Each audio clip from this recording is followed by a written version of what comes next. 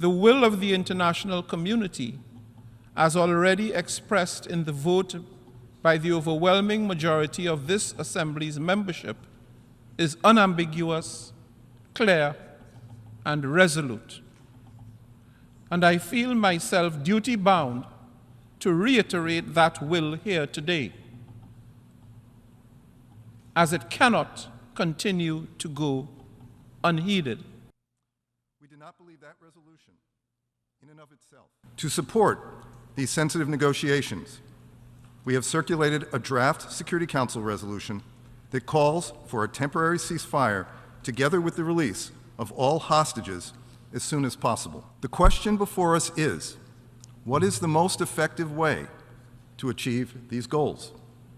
And in our judgment, it is the work of the United States is undertaking, both here in New York and on the ground. For 5 months now, Israel has been committing atrocities against the Palestinian people, unchecked and unhinged.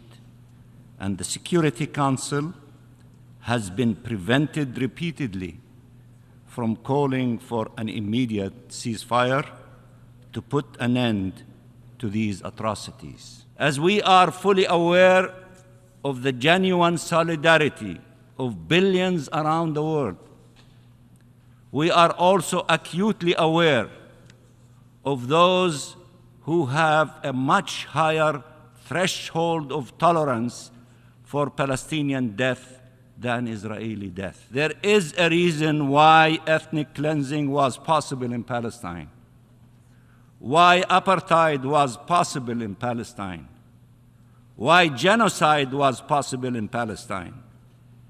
It is the certainty of the perpetrators that they will never be held accountable. Palestine will be free. Its people will be free. And then only then will peace be a reality for all to enjoy.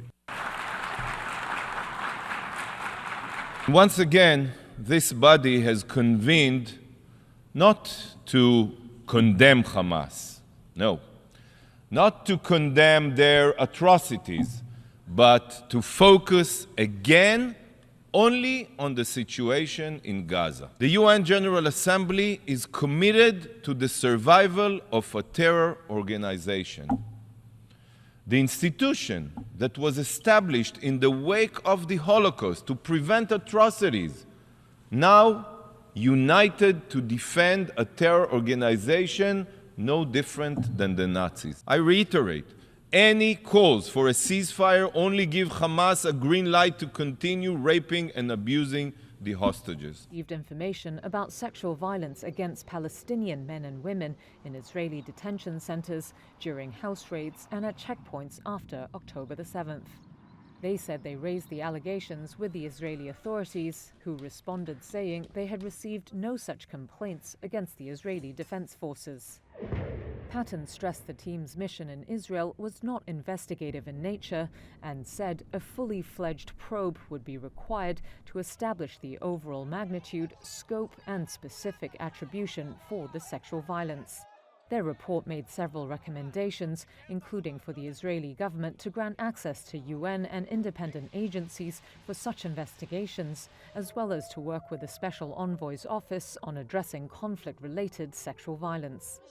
They also pressed Hamas to release all those still in captivity while ensuring their protection, including from sexual violence.